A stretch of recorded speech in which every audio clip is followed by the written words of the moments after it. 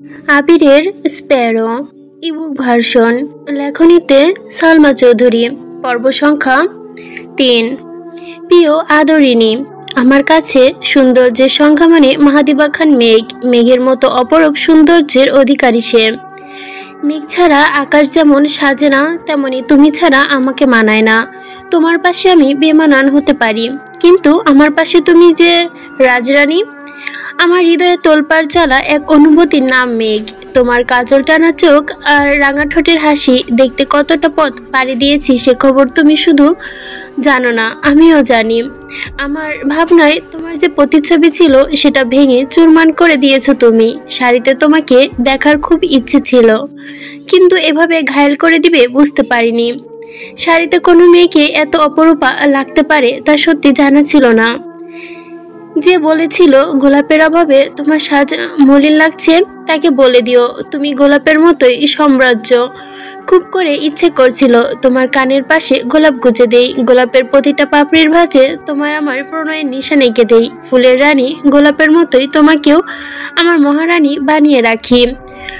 সব অপূর্ণতার মাঝে এই ইচ্ছাটা অপূর্ণ রয়ে গেল আমার। চোখে ভেসে ওঠা অদ্ভুত টানের নাম ভালোবাসা। সেই টান আমি তোমার চোখেই দেখতে চাই, ইতি তোমার কাছের কেউ। মেঘের বক্ষপিঞ্জরে আবদ্ধ হৃৎপিণ্ডটা তোলপাড় শুরু করে দিল। সারা শরীর ঘেমে শেষ হয়ে যাচ্ছে, চোখে ঝাপসা দেখছে। মেঘ রয়ে শেষে নিঃশ্বাস ছাড়লো, বুক ধুক ধুক করছে। মিষ্টি চিঠিটা দেখার জন্য উকি দিল, কিন্তু দেখতে পারল না। মেঘ সঙ্গে সঙ্গে চিঠিটা ভাঁজ করে নিজের ব্যাগে রাখলো। চোখ তুলে তাকাতেই নজর পড়লো সামনের টেবিলে। মেঘের ঠিক উল্টো দিকে একজন বসা, হাতে বই খোলা, কপালে সানগ্লাস তোলা, এক দৃষ্টিতে মেঘের দিকে তাকিয়ে আছে। মেঘ সঙ্গে সঙ্গে চোখ সরিয়ে নিল, মাথা নিচু করে দীর্ঘশ্বাস ছাড়লো। চোখ বন্ধ করে খানিকক্ষণ ভাবলো, পরক্ষণে মনে পড়ল গোলাপ ফুলের কথাটা না শুনলে সঙ্গে সঙ্গে ফুল পাঠানো সম্ভব ছিল না। তার মানে উনি এগুলো করতেছেন। কিন্তু ততক্ষণে টেবিলে সম্পূর্ণ ফাঁকা হয়ে গেছে। ওইদিকে তাকিয়ে দেখলো আর কেউ নেই। মেঘ আশেপাশে নজর বোলাতেই দেখলো ক্যাফের গেটের দিকে বেরিয়ে যাচ্ছে কেউ। মেঘ বসা থেকে উঠে দাঁড়ালো। মনা জিজ্ঞেস করলো, কোথায় যাচ্ছিস? এক্ষুনি আসছি। মেঘ এক সেকেন্ড দেরি না করে ছুটলো। শাড়ি পরে ঠিকমতো দৌড়াতেও পারছে না, তবুও দ্রুত হাঁটছে। ক্যাফের সামনে গিয়ে কাউকে পেল না। কিছুক্ষণ এদিক সেদিক তাকিয়ে আবারও ফিরে এলো। মিষ্টি জিজ্ঞেস করলো, কি হয়েছে রে মেঘ, এভাবে ছুটছিলি কেন? উনি সামনের টেবিলে বসেছিল এতক্ষণ। কে? যিনি এই কাজগুলো করেছেন। কি বলছিস? কিভাবে বুঝলি? চিঠিতে লিখেছেন। চিঠিটা দে। মেঘ নিজের ব্যাগের দিকে তাকিয়ে আবার ওদের দিকে চেয়ে বলল, দরকার নেই, এই চিঠিটা স্পেশাল। সাদিয়া বলল, বাহ, তার মানে মানুষটা কি তোর কাছেও স্পেশাল হয়ে গেল? হতেও পারে, আবার নাও হতে পারে, কিন্তু আমার জীবনের একরকম অন্যরকম অনুভূতি এই প্রথমবার ঘটেছে। সত্যি প্রথমবারই ঘটেছে। মানুষটা যেই হোক, তার সঙ্গে আমার কিছু হোক বা না হোক, অনুভূতিটা স্পেশাল থাকবে। বন্যা বিরক্তিকর কণ্ঠে বলল, তোর ভাইকে আমি সব বলে দিব। বলে দে। আমার কি? আমি কি ভাইয়াকে ভয় পাই? দরকার হলে আমি নিজের ভাইয়াকেই বলবো, তুমি আমাকে শাড়ি পরে বের হতে দিয়েছো। এক ছেলে আমাকে পছন্দ করে ফেলেছে, এটা আমার কি দোষ? বনা মৃদু হেসে বলল, আর কোনোদিন শাড়ি পরতে দিবে না তোকে। যে ভালোবাসার, সে আমার ছেঁড়া কাপড় দেখেও ভালোবাসবে। মিষ্টি হাসতে হাসতে বলল, দেখেছিস, কয়েক ঘন্টার ব্যবধানে মেঘের ভালোবাসায় ডুবে গেছে। মেঘের ঠোঁটে হাসি ফুটল, কিন্তু এত অদ্ভুত, কিন্তু এতটুকুর জন্য তা দেখাতে পারলো না কেউ। আফসোস। হঠাৎ বন্যা বলল, আমি ওঠার সময় একটা ছেলে ফুল হাতে সিঁড়ি দিয়ে উঠছিল। বললাম না, ওই ছেলেটা সম্ভবত ওইটাই। তাকে জিজ্ঞেস করলেও এই ব্যাপারে কিছু জানা যাবে। যেই ভাবনা সেই কাজ। মেঘ আর বন্যা ছেলেটাকে খুঁজে বের করে জিজ্ঞেস করলো, কিন্তু ছেলেটা এই ব্যাপারে তেমন কিছুই জানে না। তাকে বলা হয়েছিল ফুল এনে দিতে, সে শুধু এই কাজটাই করেছে। মেঘরা 30 মিনিটের মতো ক্যাফেতে ছিল, কিন্তু এর মধ্যে কেউ আসেনি। হতাশ হয়ে বেরিয়ে এলো মেঘ। সবাইকে থেকে বিদায় নিয়ে যে যার মতো বাসায় চলে গেছে। মেঘ বাসায় এসে কলিং বেল চাপতে তানভীর দরজা খুলে দিল। মেঘকে দিকে দেখে মলিন হেসে জানতে চাইল, কোনো সমস্যা হয়নি তো? তানভীরের চেহারায় চিন্তার ছাপ দেখে মেঘ ভয়ে ভয়ে বলল। মেঘ মলিন হেসে বলল, না, কিছু হয়নি। এত এত কাহিনী বলার সাহস পাচ্ছে না, আবার লুকাতেও ভয় পাচ্ছে মেঘের আম্মুকে বললে। তোর চিন্তায় তানভীরের মাথা গরম হয়ে যাচ্ছিল, বাসা থেকে বের হচ্ছিস না। মেঘ মুচকে এসে বলল। তোর চিন্তায় তানভীরের মাথা গরম হয়ে যাচ্ছিল, বাসা থেকে বেরো হচ্ছিল না। মেঘ মুচকে এসে বলল। তুমি ভার্সিটিতে গেলেই হতো, ঘুরে আসতে পারতা, আর এত চিন্তাও হতো না। কোথায় চিন্তা করছি আমি? এই তো বের হবে এখনই। মেঘ ফ্রেশ হয়ে নিজের রুমে চলে গেছে। তানভীর রেডি হয়ে বের হলো। নীলচে আকাশে সূর্যের আলো লালচে আভা ফুটে উঠেছে। নতুন এক সকালের আগমন ঘটেছে। দিবারাত্রি প্রহর গুণে 3 দিন কেটে গেছে। মেঘের অন্তঃকরণে তোলপাড় তোলা অনুভূতিরা পাল্লা দিয়ে বেরিয়ে চলেছে। আকাশের বুকে সাদা তুলোর মতো মেঘ ভেসে বেড়াচ্ছে, অন্তর্গর্তনে হানা দিচ্ছে। পয়লা ফাল্গুনের পর থেকে আজ পর্যন্ত মেঘ ভার্সিটিতে পাও রাখেনি, এমনকি বাসা থেকেও বের হয়নি। বলবে করেও সেদিনকের ঘটনা তানভীরকে বলার সাহস পাচ্ছিল না মেঘ। তানভীর অবশ্য সেসব ভেবে কিছু জিজ্ঞাসা করেনি, কারণ ইদানিং তানভীর দিনের বেশিরভাগ সময়টা বাসার বাইরেই থাকে। বাসায় ফিরতে ফিরতে প্রায় মধ্যরাত। আচমকা বন্যার নাম্বার থেকে কল এলো। মেঘ ফোন হাতে নিয়ে নিশ্চিত কণ্ঠে বিড়বিড় করে বলল, এত সকালে বন্যা কেন কল দিচ্ছে? মেঘ কল রিসিভ করলো, সালাম দিয়ে জানতে চাইলো, কেমন আছিস? আমি কল দেওয়ার খোঁজ নেওয়ার কথা মনে পড়ে, তাই না? তা না, শরীরটা খুব খারাপ। মেঘ, আমি তোকে হাড়ে হাড়ে চিনি, তাই এসব বাহানা আমার কাছে দিতে আসিস না। কি হয়েছে সত্যি করে বল। তেমন কিছু না, বন্যা শক্ত কণ্ঠে আওড়ালো। তানভীর ভাইয়া কিছু বলেছেন? না, ভাইয়াকে কিছু বলিনি আমি। তোকে একটা কথা জিজ্ঞেস করার ছিল। হ্যাঁ বল। বন্যা আস্তে করে ঢোক গিলল, শান্ত কণ্ঠে জানতে চাইলো, তানভীর ভাই কি কারোর সাথে রিলেশনে আছেন? যেভাবেই কিছু কখনো শুনিনি। ভাইয়া মেয়েদের দু চোখে দিয়ে সহ্য করতে পারে না। ভাইয়াকে কখনো কোনো মেয়ের সাথে কথা বলতেও দেখিনি আমি। কিন্তু কেন বলতো? বন্যা রয়ে শুয়ে নিঃশ্বাস ছেড়ে বলল, গতকাল বিকালে ওনাকে দেখলাম একটা মেয়ের সাথে কথা বলতে। মেয়েটা খুব বেশি বয়স না, দেখতেও খুব কিউট। মেয়ে উত্তেজিত কণ্ঠে বলল, কি বলছিস? আমি যা দেখেছি তাই বলছি। আমি গতকাল মেলা থেকে ফেরার পথে দেখেছি। একবার ভেবেছিলাম তোকে কথাটা জিজ্ঞেস করব, কিন্তু তারপর মনে হলো ওনাদের দুজনের মাঝখানে কথা বললে বিষয়টা খারাপ হতে পারে। বাই এনি চান্স প্রেমিকা হলে আমার খবর আছে, তাই ভয়ে ভয়ে চলে এসেছি। সেদিকে তাকিয়েও দেখিনি। মেঘ ঠোঁট ফুলিয়ে শ্বাস ছেড়ে বলল, ঠিক আছে, দেখছি বিষয়টা। তুই আমার নাম নিস না প্লিজ। আমার মনে হলো তোকে কথাটা বলা দরকার, তাই বললাম, অন্য কোনো কারণ নেই। ভার্সিটি যাবি? আপুকে আজ দেখতে আসবে। যেতে পারবো না। মেঘ অভিমানী স্বরে বলল, কোথায়? আমাকে তো দাওয়াত দিলি না। বন্যা হাসি মুখে জানতে চাইলো, তুই আসবি? আমি তো ভেবেছিলাম তোর ভাই তোকে আসতেই দিবে না। তোর দায়িত্ব আমাকে দাওয়াত দেওয়া, তুই দাওয়াত দে, বাকিটা আমি বুঝে নিব। আমার একমাত্র বড় আপু বৃষ্টিকে ছেলেপক্ষ দেখতে আসার উপলক্ষে আমাদের বাসায় অল্প পরিসরে রান্নার আয়োজন করা হবে, তাই আমি আমার বেস্ট ফ্রেন্ড মেঘকে একটু সেই অনুষ্ঠানে উপস্থিত থাকার জন্য আমন্ত্রণ জানাচ্ছি। ঠিক আছে, ধন্যবাদ। মেঘ সোফায় হেলান দিয়ে বসে আছে, সামনে টিভি চলছে ঠিকই, তবে মেঘের মনোযোগ তানভীরের রুমের দিকে। এর মধ্যে 2-3 বার উকিও দিয়ে এসেছে, কিন্তু তানভীর গভীর ঘুমে তলিয়ে আছে, তাই ডাকও দেয়নি। মোজাম্মেল খান সকালের দিকে অফিসের উদ্দেশ্যে বেরিয়ে গেছেন। হালিমা বেগম রান্নাঘরে টুকটাক কাজ করছে। হঠাৎ কলিং বেলের শব্দ ভেসে আসে। সহসা মেঘের মনোযোগ সরে গেল। সেকেন্ড খানিকের পর ঘন ঘন কলিং বেল বাজতে লাগলো।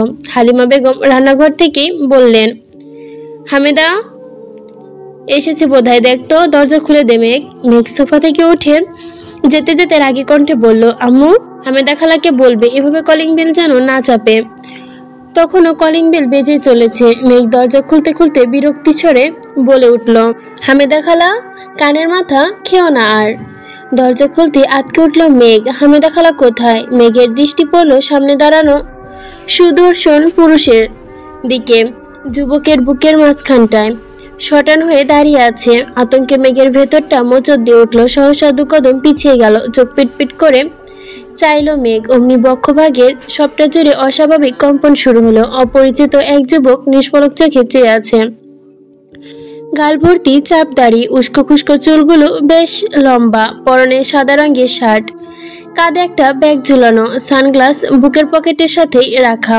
মেঘের দু চোখ বিষময়ে ওপরে উঠে গেল। অনাকাঙ্ক্ষিত ঘটনায় থমথম খেল মেয়েটা, তাই মুখ ফুটে কিছু বলতেও পারছে না। সামনে দাঁড়ানো যুবকের দৃষ্টি সরল, অনবরত কলিং বেলের শব্দে যতটা না তারা মনে হয়েছিল সেসব তারা সমাপ্তির ঘটেছে। যুবকের নিখাত চোখে চাহনিতে শত শত বছরের তেষ্টা। মেঘের শতব্যস্ত দৃষ্টি নেমে আসে, অপদমস্তক পরক করতে লাগে। ফের তাকালো যুবকের অভিমুখে। উপচে পড়ছে অনাকাঙ্ক্ষিত ঘটনায় থমথম খেয়ে গেছে মেয়েটা, তাই মুখ ফুটে কিছু বলতেও পারছে না। সামনে দাঁড়ানো যুবকটা দৃষ্টি সরালো, অনবরত কলিং বেলের শব্দে যতটা না তারা মনে হচ্ছিল সেই সময় তারা সমাপ্তি ঘটেছে। যুবকের নিষাদ চোখের চাহনিতে কত শত বছরের তেষ্টা। কে আপনি? যুবকের কৌতূহলী চোখে দৃষ্টি খানিক নিভে গেল, মুখবিবরে উৎফুল্ল ভাবটা আর নেই। মেঘ এক দৃষ্টিতে যুবকের ভাবমূর্তি পর্যবেক্ষণ করছে। হালিমা বেগম রান্নাঘর থেকে ডাকলেন, কে এলো মেঘ? মেঘ উচ্চস্বরে বলতে গেল, চিনি না, কিন্তু বলতে পারল না। সামনে দাঁড়ানো যুবকের ভয়ঙ্কর দৃষ্টিতে আটকে দিল তাকে। মেঘ আস্তে করে ডাকলো, দেখে যাও। মেঘের ডাকে ড্রয়িং রুম পর্যন্ত পৌঁছালো কিনা কে জানে। মেঘ এক হাতে দরজা শক্ত করে ধরে পুনরায় প্রশ্ন করলো, আপনি কে? কাকে চান? তোকে চাই। মুহূর্তে থমথম হয়ে গেল মেঘ। ভয় আর আতঙ্কে চিৎকার করার অবস্থা। মেঘ দৌড় দিতে নিল, অমনি মেঘের হাতটা শক্ত করে ধরে ফেলল। মেঘ চোখ বন্ধ করে চিৎকার করতে নিলে তৎক্ষণাৎই মেঘের মুখ চেপে ধরল। যুবক নির্দ্বিধায় মেঘের গা ঘেঁষে দাঁড়ালো, কানের কাছে ঠোঁট এগিয়ে নিয়ে ধীর কণ্ঠে বলল, আমি আবির। সহসা মেঘের দু চোখ প্রশস্ত হলো, ফ্যালফ্যাল দৃষ্টিতে তাকিয়ে রইল কেবল। তখনও আবির মেঘের মুখ চেপে ধরে রেখেছে।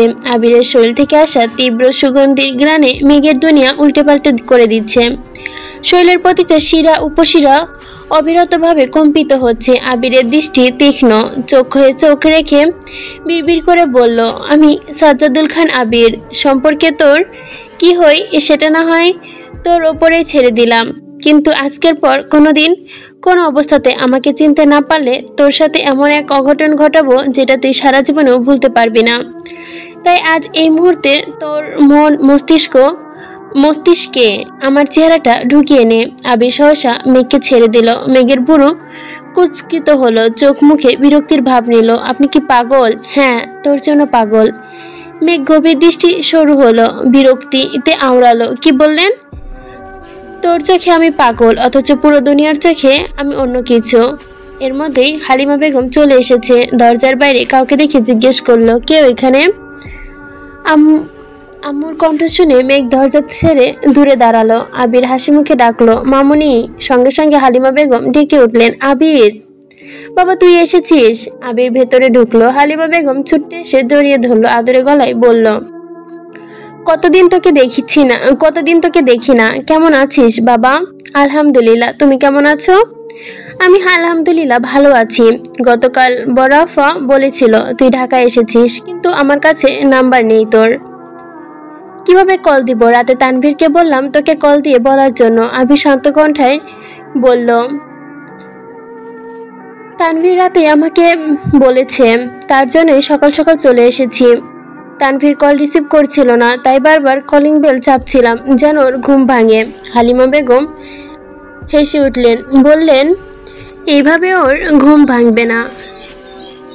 মেঘের দিকে তাকিয়ে হালিমা বেগম বললেন, এই মেঘ, চিনতে পারছিস না? তোর আবির ভাই। মেঘ কোনো মতে শুধু বলল, আবির আর চোখে মেঘের দিকে তাকিয়ে বলল, ওর আমাকে চিনতে হবে না।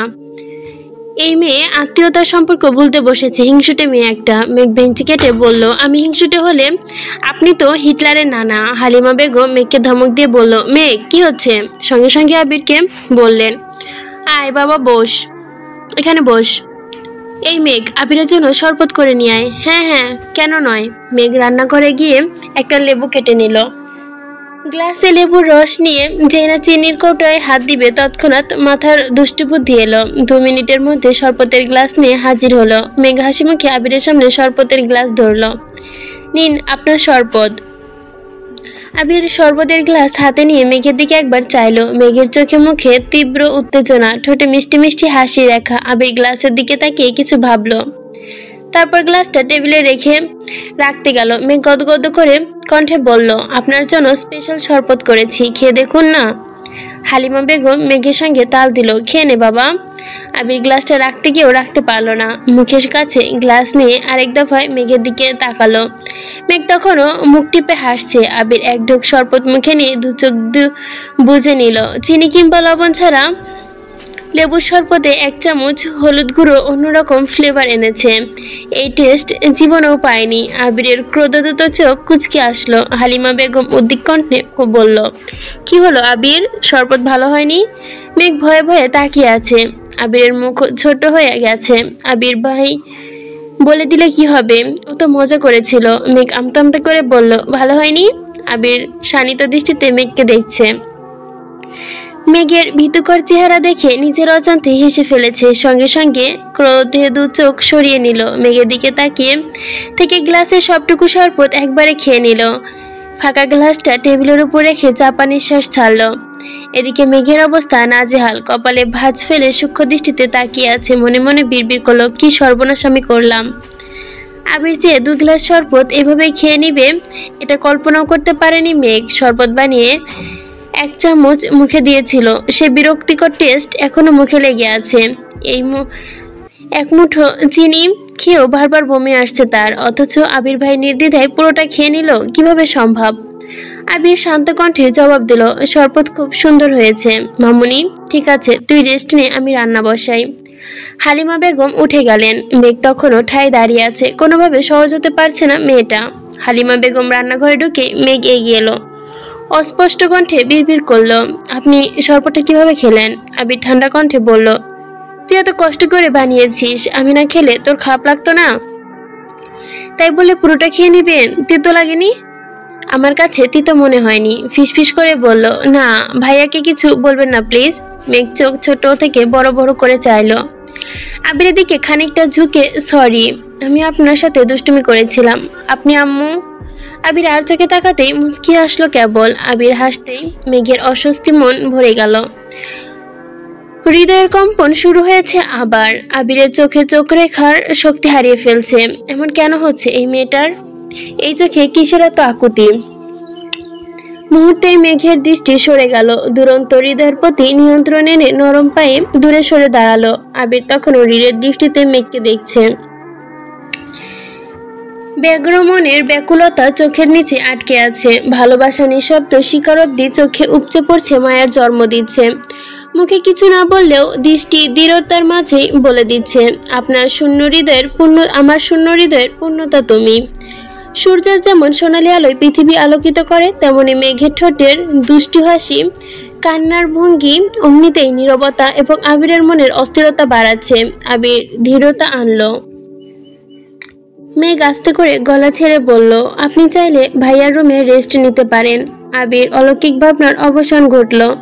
হৃদয়ের কোণে জন্ম নেওয়া অনুভূতিগুলো ধামাচাপা দিয়ে উষ্ণ নিঃশ্বাস ছাড়ল। দৃষ্টির গভীরতা আটকে দু চোখ বন্ধ করে নিল। নিজেকে সংযত করে প্রশ্ন করল, তানভীর উঠেছে? মনে হয় উঠেছে। কোন রুম ওর? মেঘ ইশারা দিয়ে দেখিয়ে দিল। আবির ব্যাগ নিয়ে সেদিকে যেতে একবার ফিরে তাকালো।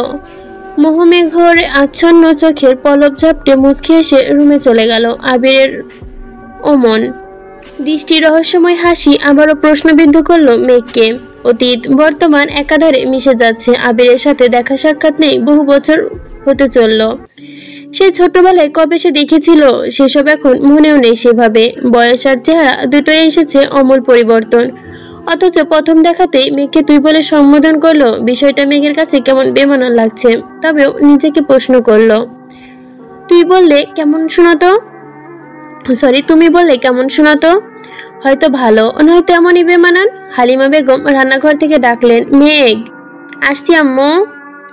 মেঘের মস্তিষ্ক সব ভাবনা, দুশ্চিন্তা, চিন্তা দূরে সরিয়ে রান্নাঘরে গেল।